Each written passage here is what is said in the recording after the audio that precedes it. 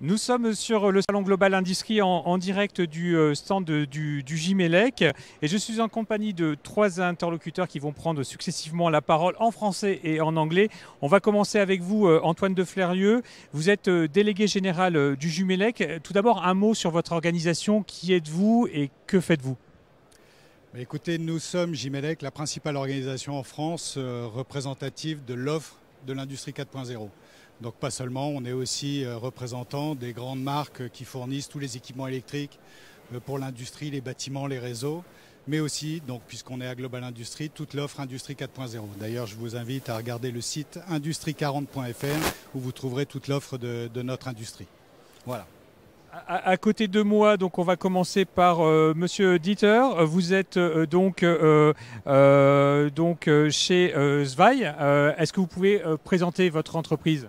Yeah, good morning. So I'm very glad to be here. We have made a showcase, Z4E showcase with this control cabinet, bringing 20 companies in the electric industry arena together to calculate the CO2 footprint of this control cabinet, consisting of those components like this automation component together, and using new technologies. That is first the QR code referring to a server of the manufacturer of this component, and then applying the asset administration shell, a technical concept, to share data via the life cycle of the product. And so we showed this in the showcase to show how to calculate CO2 footprint along the supply chain to become more sustainable.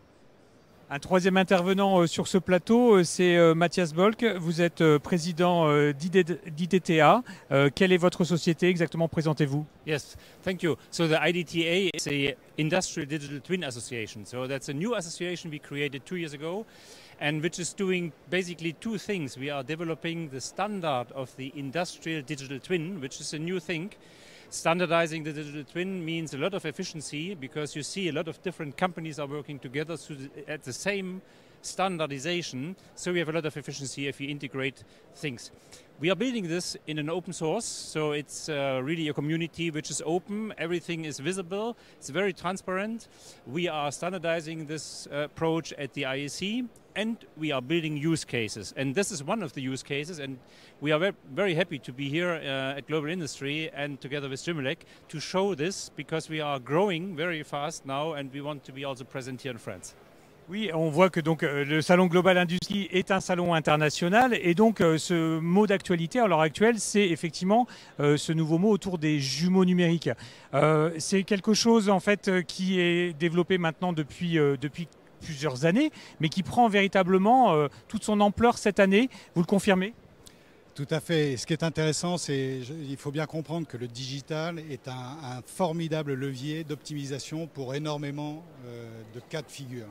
Donc dans le cas présent, ce qu'on arrive à faire et ce qu'arrivent à faire nos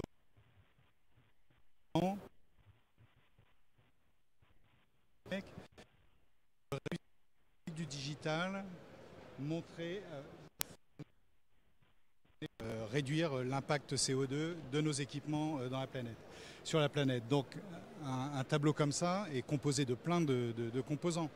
Et finalement, grâce à une base commune avec de l'open source et avec un jumeau numérique, finalement, et avec un smartphone, on arrive tout simplement à déterminer quel est le poids carbone de cet ensemble, quel est le poids carbone de chaque élément. C'est quelque chose. La France et l'Allemagne sur ces sujets-là.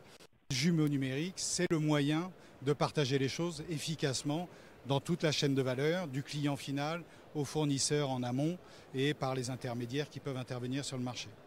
Est-ce qu'il y a eu un effet accélérateur? On parle beaucoup de la crise énergétique qui a boosté en quelque sorte les réflexions autour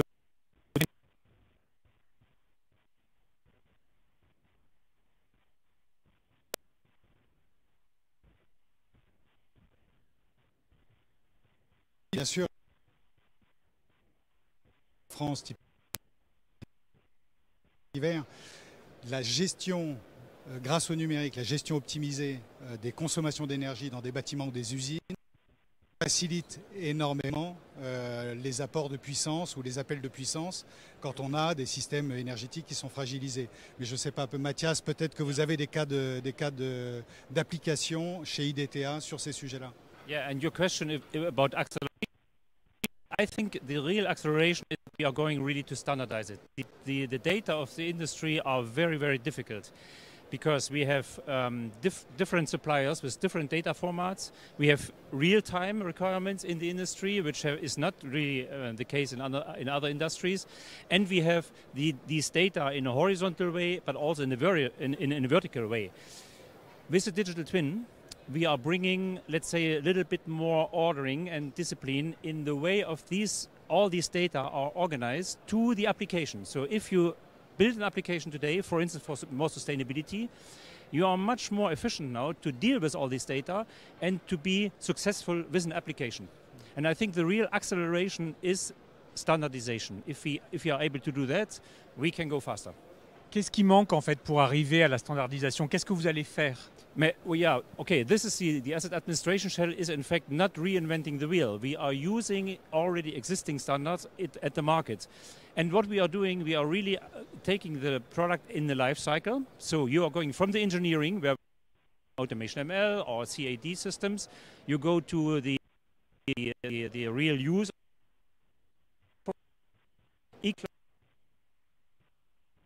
reinventing technology now in a new form to be able to really use such applications and then in a very efficient way.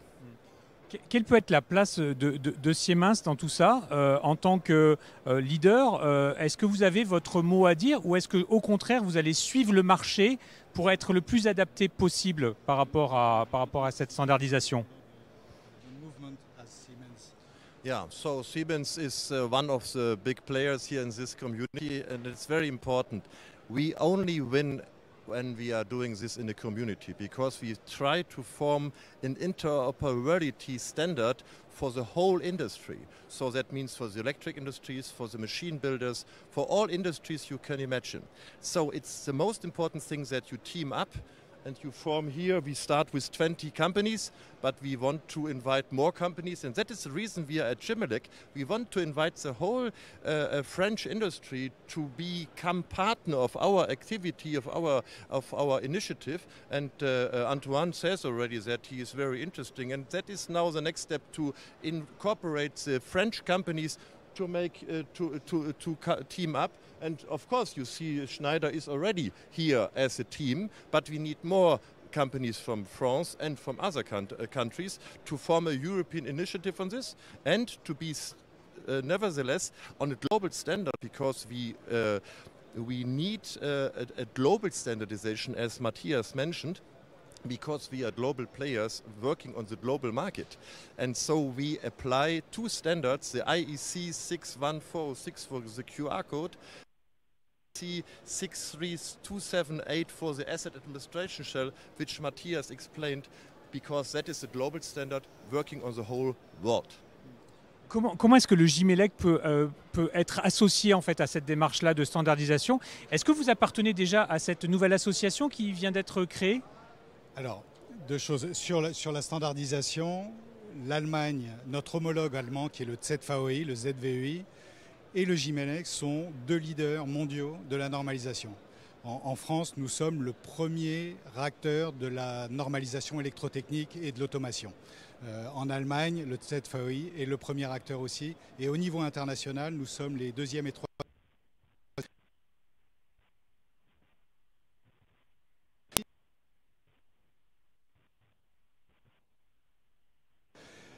Nous avons une réunion pour justement discuter des plateformes européennes que nous pouvons avoir en commun.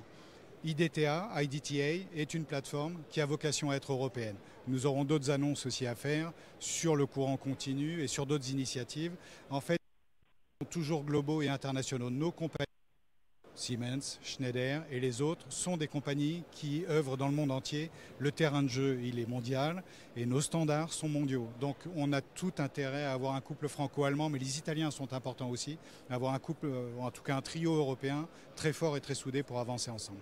Et dans cette dynamique-là, l'objectif va être d'aller vite pour pouvoir créer quelque chose de plus applicable plus rapidement possible, ou vous vous laissez le temps de mettre en place des choses de façon beaucoup plus posée? C'est une bonne question. Je pense qu'il ne faut pas confondre vitesse et précipitation. La vitesse, elle est là. Donc, comme l'a dit Mathias, c'est une association récente, mais vous voyez, il y a déjà des applications concrètes qui existent. Et en même temps, donc il faut absolument qu'on ait tous les standards pour que le marché soit tranquille. Donc on est sur de l'open source, il faut que tout le monde puisse communiquer, il faut qu'il y ait de l'interopérabilité entre les machines et les produits. Donc il faut absolument qu'on ait toute la gamme des standards qui soient utilisables par les clients. Donc c'est un mouvement à la fois rapide, mais très profond et très large pour apporter tous les outils nécessaires au marché pour adopter les solutions en toute confiance. Donc le jumeau numérique, c'est bien, mais encore faut-il que ça embarque des vraies applications avec des vrais standards. Est-ce que les clients sont là? Est-ce que les utilisateurs sont déjà là à l'heure actuelle? Yes, we have now in the IDTA, we have about 20 different use cases like you see here. So these use cases are about interoperability, about designing of systems, of machines. So this digital twin is already in use. We have these use cases, and we are growing. So we see more and more coming. In the industry, but also with energy in buildings. So this, I think, the digital twin is right placed to accelerate now this development. Yes. Vous le confirmez aussi, vous avez à l'heure actuelle déjà les clients qui sont là pour utiliser le jumeau numérique? Maybe I can add also in the IDTA, our members are supplier of automation systems, but also system integrators and end users, for instance, like Volkswagen. So in Volkswagen, we have deployed already this concept here in the productions, where they are doing energy management in the production line. So this is digital twin. Okay. Yeah. Yeah. To your question, whether we are using digital twins already, yes. Those companies who are here are the front runners, so they are applying these standards to their products, and now we grow up in the industry to implement these standards so that the customers can buy those products. And what I have in my hand is the first serial product of Siemens AG, which shows the automation component with that QR code. So we implemented it on the product level, and not alone, but those companies are following. And so that is a fantastic way to empower the whole community to implement that. And with the help of the IDTA organization, we can make it also on a European, on international level, because it's started in Germany, but it's a European globalized activity. We want to grow and to incorporate more and more. C'est l'une des premières fois, en tout cas dans notre actualité récente, qu'il y a un tel mouvement qui va impliquer à la fois des éditeurs de logiciels, des fabricants de composants, des réseaux de capteurs, etc. Est-ce que vous avez, en fait, vécu une telle révolution à travers ou grâce au jumeau numérique? Ce qu'on a constaté surtout, c'est que nos membres ont fait beaucoup de développement dans le numérique. Donc, vous avez 2 exemples ici, mais il y en a d'autres. Nos entreprises sont des acteurs du numérique à part entière. Je veux dire, Siemens a une branche numérique très forte, Schneider a la branche Aveva, etc. Et donc, on voit bien que le numérique est en train d'intégrer les couches d'applicatifs et de toute la couche automation, toute la couche de capteurs, etc. Et on a besoin absolument, pour optimiser aussi bien le process industriel, mais aussi les consommations de ressources, les consommations d'énergie, etc. dans un process industriel, de mettre tout ça ensemble dans un système optimisé. Et il n'y a que le numérique pour y arriver. Donc, ou à moins d'avoir des gens extrêmement brillants, mais il en faudrait beaucoup. Donc le numérique nous permet d'optimiser tout et de rendre facile d'utilisation pour le client chaque cas d'usage. Donc oui, on voit cette transformation aller très très vite. On a 2 grandes révolutions, la révolution électrique, la nouvelle révolution électrique, pardon, et la révolution digitale, clairement. Et l'une sert l'autre d'ailleurs. I think there's another thing which is quite new is the way we are working together. We are in an open source project here. So that means that we are bringing the expertise of different companies together to build a software product which is reflecting then the strengths of different companies in one product. So this gives a huge power. Also when we talk about the functionality of the software itself, but also if you talk about cybersecurity, for instance. So we have a lot of expertise coming from different applications in different companies, coming together in one open source project. So this is a huge power, and if you use it right, that's really something new. When you ask what is new, right? That's also new for me. Oui, et quelque part, en fait, le est un bond en avant qui peut être globalisé facilement à l'ensemble des acteurs, tout en laissant à chacun la propre maîtrise de leur jumeau numérique. Chacun a un jumeau numérique et une application bien spécifique de leur côté. Yes, and there's something also coming in new, which is data sharing. Here we have different participants at industrial data lakes which are sharing their data. So you need here also kind of standardization to have the right connectors, easy to use connectors. And if you want to deploy the standard, these connectors should be understood also by everyone. So in the IDTA, we are building two things now. We are building the digital twin as itself, but we are also building an ecosystem, a decentralized data space, where we are creating these connectors which are then also standardized. So if a mid-sized company has a product or system and want to build a digital twin about it, they can come to us. We have an inside, let's say, academy for digital twin. They can learn how to do it, adopt the standard, and then they are part of the ecosystem. It is important to the company because we are in Europe and the European Commission is forcing a data act.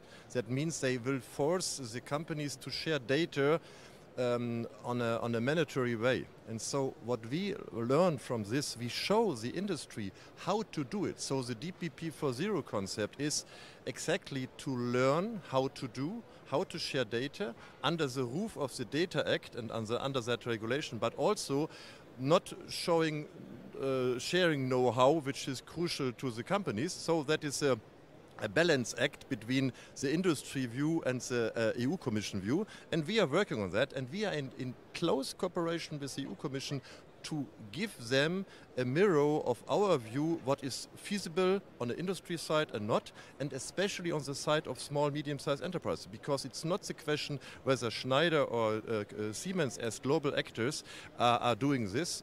That's the question how to implement it at the 300,000 small, medium-sized enterprises in Europe.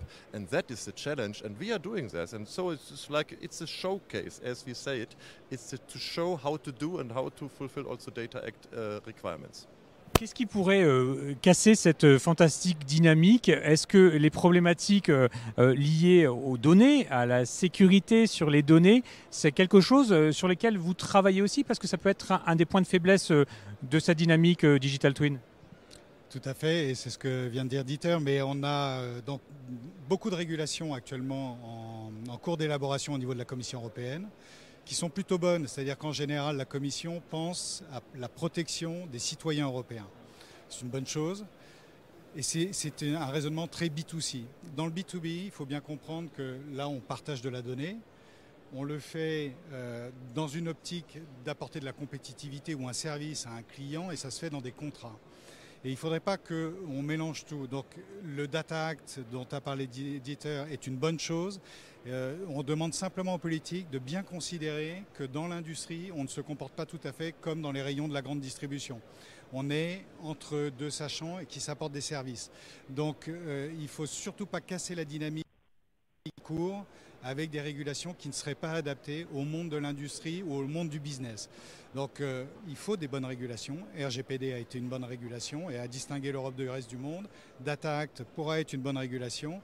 Il faut simplement qu'il y ait un volet qui prenne en compte la réalité industrielle. Sinon on pourrait casser la dynamique de ce que peut apporter le digital en matière de compétitivité et d'optimisation de l'industrie à un moment donné où on veut tous relocaliser de l'industrie. Donc relocaliser de l'industrie en Europe, oui, mais il faut du digital. Donc il faut faire attention à ce qu'on fait en termes de réglementation. L'un des axes de ce salon est aussi autour de l'attractivité de l'industrie. L'industrie 4.0, ça peut attirer aussi des jeunes. Est-ce que c'est un des axes-là, recruter, former? Est-ce qu'on a le vivier nécessaire à l'heure actuelle pour pouvoir faire face en termes d'experts capables de pouvoir piloter, de pouvoir mettre en œuvre ce jumeau numérique? Alors en fait, on a dans notre industrie, on a un avenir qui est merveilleux. On a juste deux ou trois challenges à relever qui sont des contraintes amont de ressources. On va avoir un problème peut-être de ressources de matière. Il faut qu'on optimise les ressources et qu'on fasse attention à nos ressources matières. Et on a sans doute un challenge déjà existant sur les ressources humaines. On a besoin de gens compétents et passionnés. Et on ouvre le vivier des ressources et qu'on l'élargisse parce qu'on manque actuellement de gens ayant des compétences techniques. Donc, mais ça, c'est un enjeu européen et national en France, c'est d'ouvrir plus largement les formations techniques aux jeunes, et aux jeunes femmes en particulier d'ailleurs, parce qu'on manque de jeunes femmes dans les formations techniques, mais c'est un vrai challenge. Alors, je pense que les jeunes peuvent trouver quelque chose d'intéressant, parce que Industrie 4.0, c'est quelque chose pour les techniciens. Je ne pense pas que ça attire les jeunes. En revanche, ce qu'on est en train de montrer ici, c'est qu'avec le digital, ce qu'on fait ici, c'est ce qu'on ne sait pas faire sur du papier, c'est de montrer l'empreinte carbone de cet ensemble, qui est fait de plein de composants. Donc on est en train de réussir, grâce au digital aussi, à aller dans le bon sens pour limiter nos émissions carbone et limiter le réchauffement climatique. Donc c'est aussi un enjeu qui peut attirer des jeunes avec des moyens techniques et quand même très modernes, parce que le digital, c'est quand même amusant. Et c'est l'avenir de l'industrie 4.0. Merci messieurs pour cet échange et ce message de la part du Gimilec. Merci, bon salon.